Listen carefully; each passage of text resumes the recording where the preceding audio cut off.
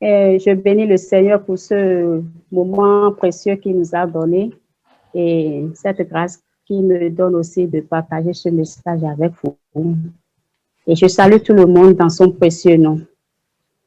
Alors, le message que j'ai à partager ce soir a pour titre « Seigneur, prends-les ». Je ne sais pas si vous m'entendez bien. Oui. Oui, ça va. Ok. Le titre, c'est « Seigneur, prends-les ». Et j'aimerais que nous nous rappelions que lors de la création, Dieu a créé l'homme et la femme en dernière position. Et il les a créés à sa ressemblance. Et il les a bénis et leur a confié la gestion de toute la création terrestre qu'il avait déjà faite avant de les créer. Donc là, Dieu a donné une mission à l'homme et Dieu a associé l'homme à son dessein dès le commencement. Et nous savons comment le premier péché est entré dans l'histoire de l'homme. Et lorsque l'homme a péché, a désobéi à Dieu, l'homme a perdu quelque chose devant la face de Dieu. Sans le péché, l'homme avait une relation particulière avec Dieu. C'était un champ d'intimité spirituelle par lequel, ou bien qui rapprochait l'homme plus de Dieu. Mais à cause du péché, l'homme l'avait perdu. Et il faut comprendre, parce qu'il les avait bénis de se multiplier au fur et à mesure que leur nombre augmentait, le péché aussi grandissait dans l'humanité. Et cela éloignait déjà plus l'homme de son Créateur. Et Dieu qui a un cœur vraiment d'amour et qui veut que l'homme soit toujours près de lui, il a préféré vraiment lui apporter un salut. Mais pas de la même manière comme au départ.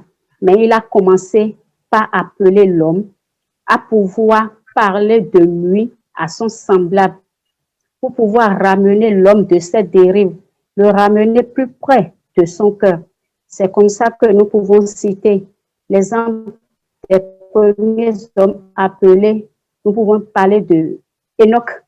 Enoch qui a premièrement reçu cet appel, qui a commencé par parler de l'homme et de Dieu à l'humanité pour qu'il puisse revenir près de Dieu. Nous pouvons aussi citer aussi Abraham. Il a été conduit sous la main puissante de Dieu également. Et Dieu l'a même fait sortir de son pays pour qu'il puisse être ce que Dieu veut de lui. Nous pouvons aussi parler de Moïse. Il y en a tant. Il y a tant d'exemples à citer, mais nous allons revenir sur Moïse après. Donc, aujourd'hui, nous devons savoir que c'est depuis lors que l'homme est associé au dessein de Dieu. L'homme a reçu une mission de Dieu. L'homme a reçu un appel de Dieu. Et nous ne sommes pas en marge de cela aujourd'hui. Nous sommes tous concernés également. Nous allons lire le texte de 2 Timothée, chapitre 1, verset 9. Et je peux déjà lire ici pour qu'on aille plus vite. 2 Timothée, chapitre 1, verset 9.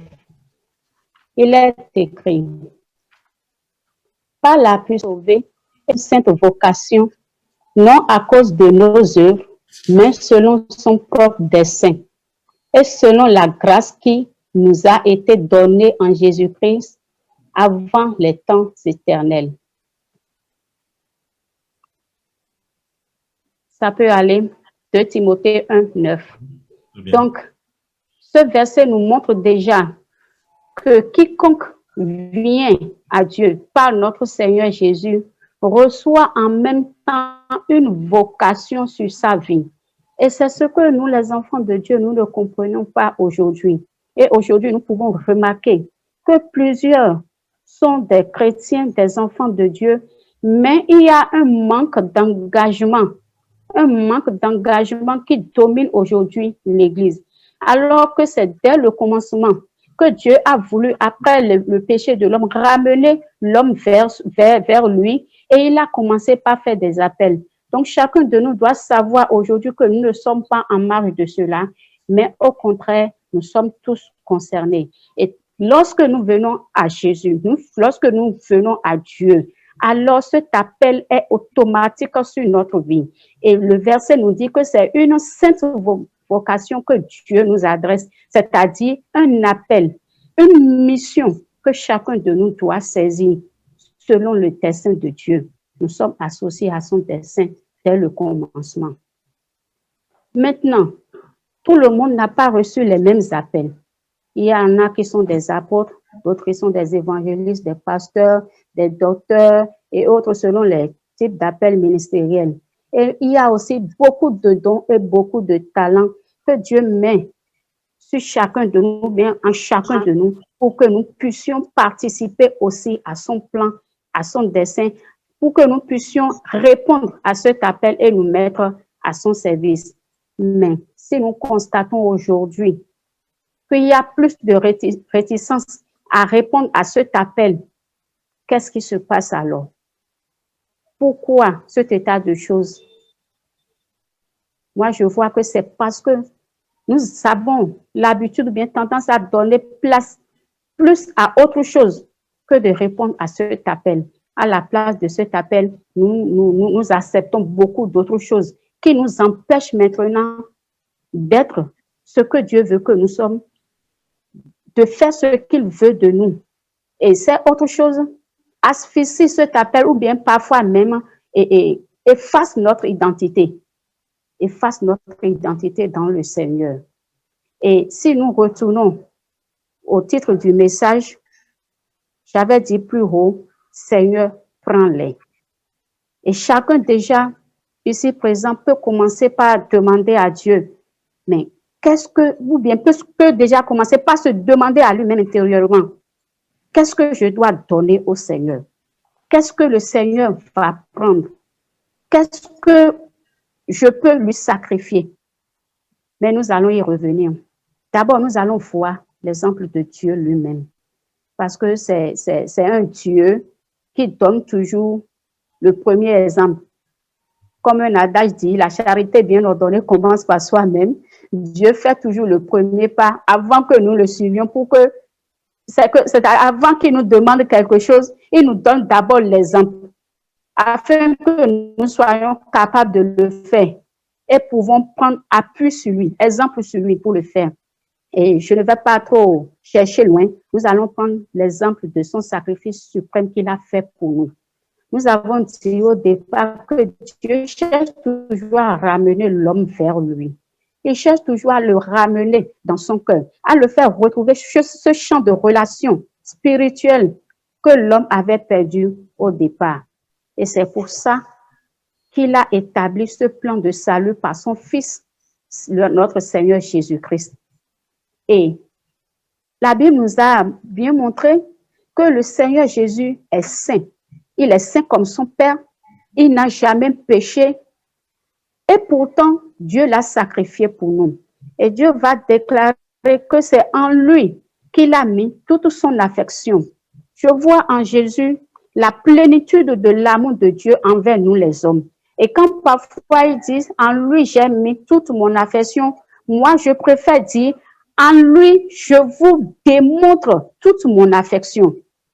Parce que le sacrifice que je peux apporter à quelqu'un, le cadeau que je peux donner à quelqu'un doit être la preuve du degré de l'homme.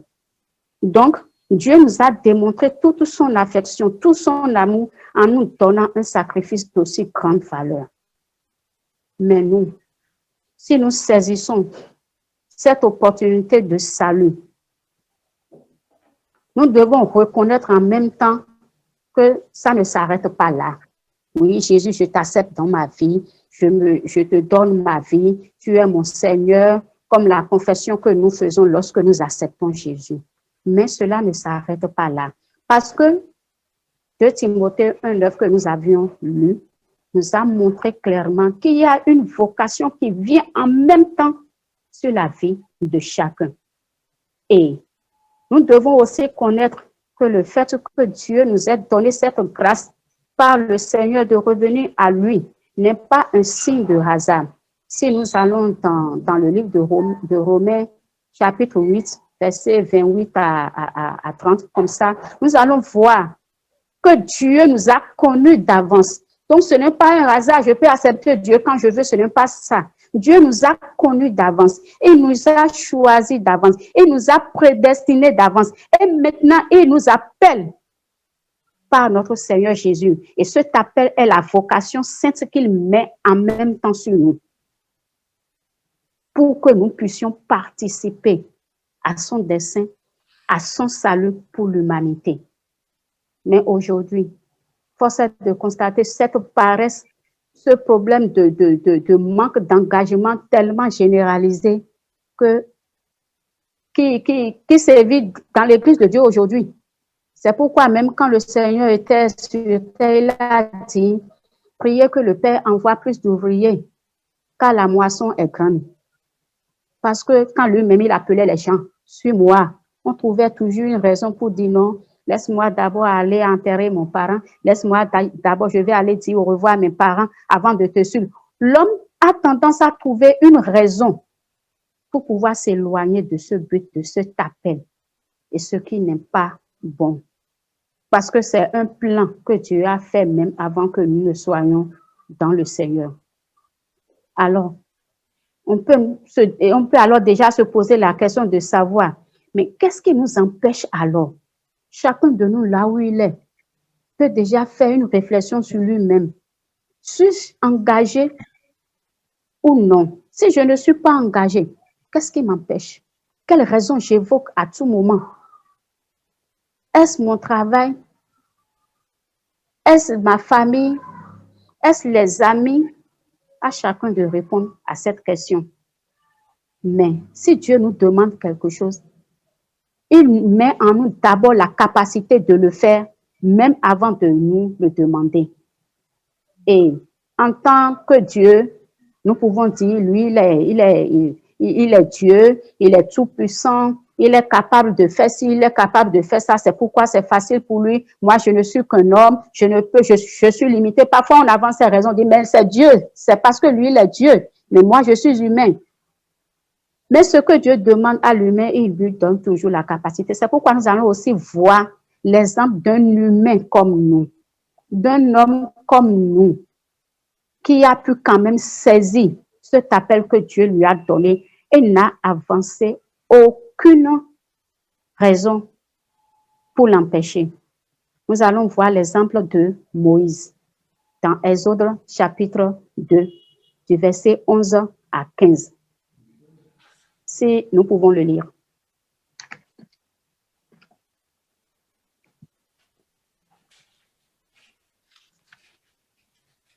Exode, chapitre 2, verset 11 à 15.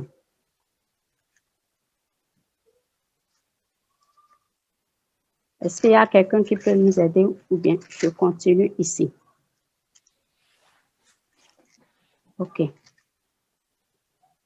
Il est écrit, en ce temps-là, Moïse, devenu grand, se rendit vers ses frères et fut témoin de leurs pénibles travaux. Il vit un Égyptien qui frappait un Hébreu entre ses frères. Il regarda de côté et d'autre, et voyant qu'il n'y avait personne, il tua l'Égyptien et le cacha dans le sable. Il sortit le jour suivant, et voici deux Hébreux qui se querellaient. Il dit à celui qui avait tort, « Pourquoi frappes-tu ton prochain? » Et cet homme répondit, « Qui t'a établi chef et juge sur nous? Penses-tu me tuer comme tu as tué l'Égyptien? » Moïse eut peur et dit, « Certainement, la chose est connue. » Au verset 15, on nous dit, « Pharaon apprit ce qui s'était passé et il cherchait à faire mourir Moïse. Mais Moïse s'enfuit de devant Pharaon et se retira dans le pays de Madian, où il s'arrêta près d'un puits. » Alors, avant de revenir à ces versets, J'aimerais juste faire un bref aperçu sur le début de Moïse, qui était né à un moment très difficile, où le méchant Pharaon a décidé de tuer tous les bébés israélites, les bébés garçons. Mais Moïse était garçon, il était né à ce moment-là.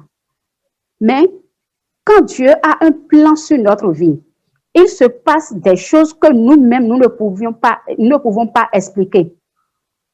Peut-être avec le temps, on commence par comprendre, ah, donc c'était parce qu'il y a ça, parce que Dieu pensait si, c'est pourquoi ça s'est passé de cette manière. Donc, tous les bébés garçons étaient tués. Mais en ce moment, Dieu a donné à la mère de Moïse le courage de pouvoir le cacher sans que personne ne puisse voir le bébé ni dénoncer cette dame.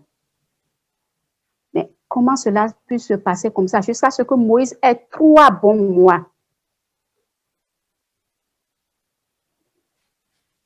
Nous avons vu comment ça s'est passé aussi au temps de Hérode.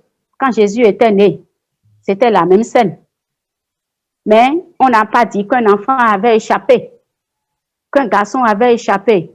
Mais pour l'histoire de Moïse, Dieu avait protégé Moïse et a inspiré la maman, la mère de Moïse, à pouvoir le cacher.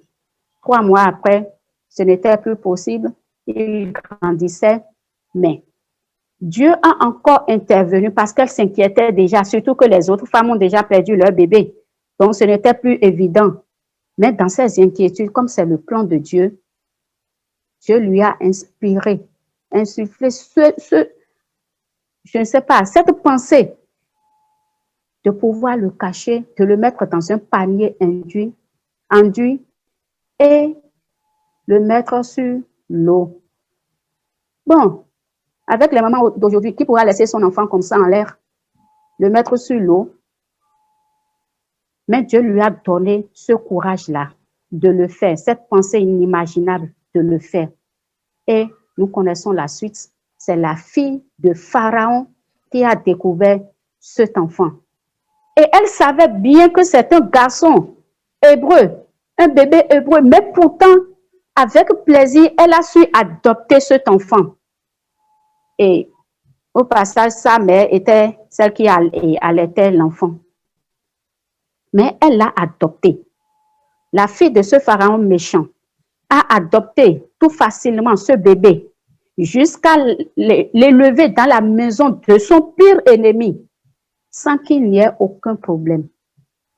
Cela nous interpelle que quand Dieu a un plan sur nous, même le pire ennemi de notre vie, le pire ennemi de notre destinée, Dieu peut l'utiliser en notre faveur. Et il n'y a rien sur cette terre, ni aucun homme, ni aucune force qui puisse arrêter le dessein de Dieu quand il le met en marche sur notre vie. Alors soyons sereins. Et c'est ce qu'il a manifesté dans l'histoire de Moïse. Maintenant, selon les versets que nous avons lus, nous avons vu qu'au verset 11, on nous dit Moïse grandissait. Quand il a grandi, il se sentait toujours attiré vers ces Hébreux-là. Il se sentait toujours attiré vers ces Hébreux. Et il allait les visiter. Et il constatait leur esclavage, la maltraitance qu'on leur faisait subir. Il voyait tout ça. Et il était touché dans son cœur. Et c'est de là qu'il a remarqué l'Égyptien qui frappait son frère hébreu parce que lui les appelait déjà son frère. Moïse n'a pas perdu son identité.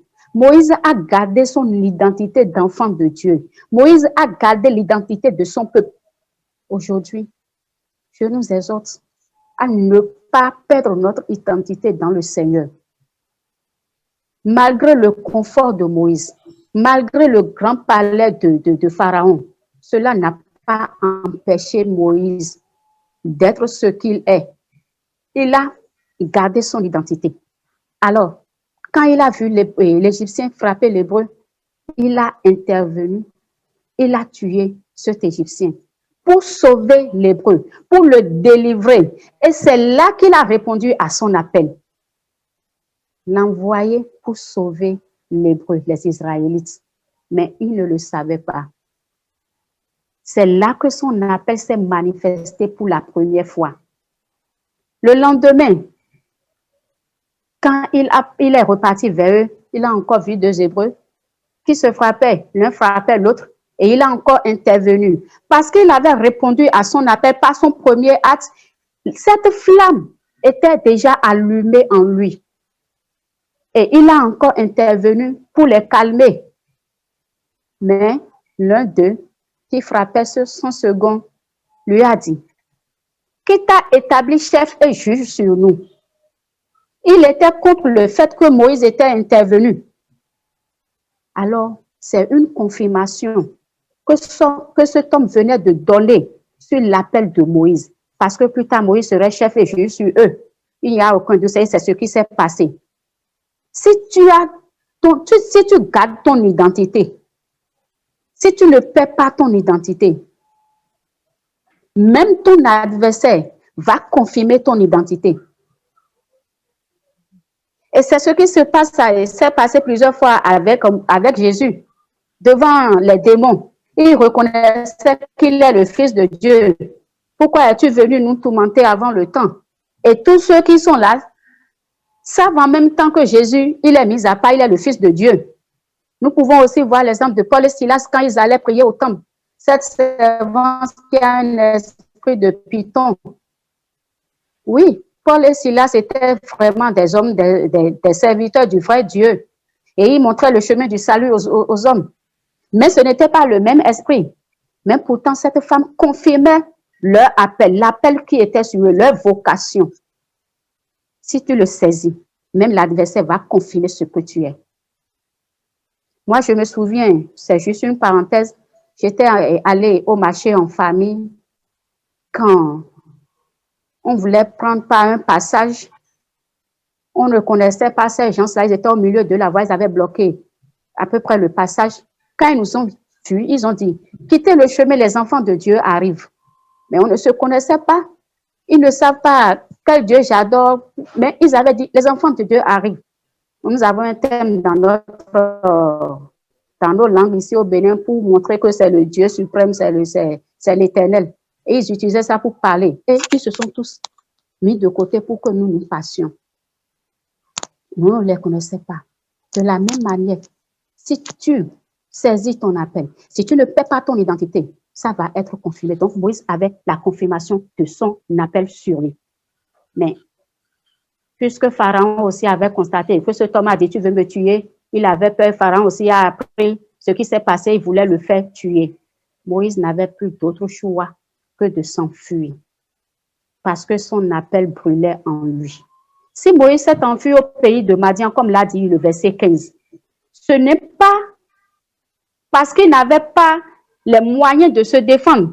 N'oublions pas que le fils et la fille de Pharaon là l'avait adopté. Elle pouvait toutefois défendre ce fils qu'elle a vraiment pris à cœur et l'a élevé. Quand bien même elle sait que c'est un Hébreu. Elle pouvait bien défendre Moïse. Mais Moïse n'a pas compté sur elle. Moïse aussi pouvait se défendre puisqu'il a grandi là. Pour chercher à garder le confort, le luxe qu'il a qu'il a dans la maison de Pharaon. Mais Moïse a tout abandonné pour le Seigneur. Il a tout abandonné pour son Dieu. Il a tout abandonné à cause de son peuple. C'est un exemple que nous devons méditer. Nous qui n'avons pas encore pris notre engagement de répondre à cet appel. Moïse a pris son engagement. Il a répondu à son appel. Il n'a pas regardé tout le confort qu'il avait. Mais il a dit pour l'assumer, il doit s'enfuir. Il doit laisser cette zone de confort. Alors il l'a donné. Il l'a abandonné. Il l'a sacrifié pour s'enfuir. Et à ce moment, en quittant cette zone de confort, il a signé le oui de son appel, le oui de sa formation et de sa transformation, parce qu'il s'est dépouillé de cette zone de confort Et il est maintenant allé comme un fuyard au pays de Madian, où il devient un simple berger. Quelqu'un qui demeurait dans un palais, qui avait tout à sa disposition, quelqu'un qu'on servait, il a tout abandonné. Et il est allé devenir un simple berger. Si nous voyons son exemple, nous devons nous demander si cet homme a pu répondre en sacrifiant sa zone de confort. Quelle est la nôtre aujourd'hui qui nous empêche de répondre à l'appel de Dieu? Quelle est la nôtre aujourd'hui à chacun de répondre à cette question? Mais que nous prenions vraiment conscience. La parole de Dieu nous dit aussi, rachetez les temps. Rachetez les jours car les temps sont mauvais. Les jours sont mauvais. Rachetez le temps car les jours sont mauvais. Personne n'est en marge de ce qui se passe aujourd'hui. Les temps sont vraiment mauvais. Et nous devons prendre conscience de chacun de nos appels sur nos vies. Si nous ne prenons pas conscience, si nous regardons à la femme de Lot, quand Dieu lui a donné cette direction pour échapper à ce mauvais temps qui se passait sur Sodome et Gomorrhe, mais elle regardait toujours à ce confort. Elle regardait toujours derrière. Son cœur était toujours accroché à cette zone de confort. Et nous savons la suite. Bien-aimés, que chacun puisse prendre conscience et de dire, Seigneur, cette zone de confort, je te la donne. Cette zone de confort, je l'abandonne à cause de ton amour, à cause de l'appel qui est sur moi. Parce qu'il y a aussi quelque chose dans nos assemblées, dans nos communautés. Souvent, il nous arrive parfois que nos responsables nous disent, ah, je vois ce don en toi. Je vois telle chose en toi. Je vois que tu es capable de faire ça là pour le Seigneur. Je vois que tu es capable de faire ceci, de faire cela pour le Seigneur. On nous le dit. On nous le confirme parfois. Mais qu'est-ce que nous faisons de cela? Nous donnons plus de place à cette zone de confort en oubliant ou bien en balayant l'appel de Dieu qui se révèle sur nous. L'appel ne manque jamais, ça se révèle toujours. Et nous avons aujourd'hui quelqu'un qui peut nous orienter, qui peut nous le dire, qui peut nous le confirmer, qui peut nous encourager à y entrer. Mais pourquoi nous ne le saisissons pas? Parfois, certains d'entre nous peuvent dire, mais avant, j'étais plus zélé. Avant, je faisais ci. Avant, je faisais ça pour le Seigneur. Mais aujourd'hui, à cause de ci, à cause de ça, je n'arrive pas à le faire. C'est pourquoi l'apôtre Paul nous a dit, mais vous couriez si bien. Qu'est-ce qui vous a arrêté de courir? C'est ces zones de confort auxquelles nous nous sommes accrochés, qui nous empêchent de courir, qui nous arrêtent de courir. Mais que ce soit, chacun puisse rentrer en lui-même. Ce message c'est évident que cela ne concerne pas tout le monde parce qu'il y a certains qui ont pu saisir, mais pour nous qui n'avons pas encore saisi, qui ne nous sommes pas encore engagés ou bien qui asphyxions par autre chose, ces appels, que nous puissions dire, Seigneur, prends-les. Parce que en saisissant nos appels, pas de petites choses, Dieu confie de plus grandes choses. Moïse avait sauvé, délivré un seul Hébreu, sans savoir que Dieu lui en confierait des milliers à la suite. Les temps sont mauvais. Ressaisissons-nous. Répondons à cette vocation qui a été mise sur notre vie dès que nous sommes devenus enfants de Dieu par la grâce de notre Seigneur Jésus. La parole de Dieu nous dit également, heureux ce serviteur que le maître à son retour trouvera agir ainsi, faisant ainsi. Nous savons bien que dans la parole de Dieu, on lisait, le Seigneur va revenir bientôt et voilà les signes précurseurs. Nous voyons déjà les signes précurseurs et déjà avec les prophéties de ces derniers temps, nous pouvons déjà dire qu'il est à la porte. Nous pouvons déjà commencer par dire, le Seigneur est à la porte. Mais si le Maître arrive, nous trouvera-t-il faisant ainsi tel qu'il l'a demandé, tels les appels sur nos vies? Que chacun puisse réfléchir et revenir à son identité, à son appel. Que la crainte de l'Éternel puisse nous remplir, puisse nous activer ce zèle, cet appel en nous, afin que nous la remplissions pleinement. Comme l'apôtre Paul a pu témoigner, j'ai achevé la course, j'ai combattu le bon combat. Que Dieu nous bénisse tous. Merci pour votre écoute.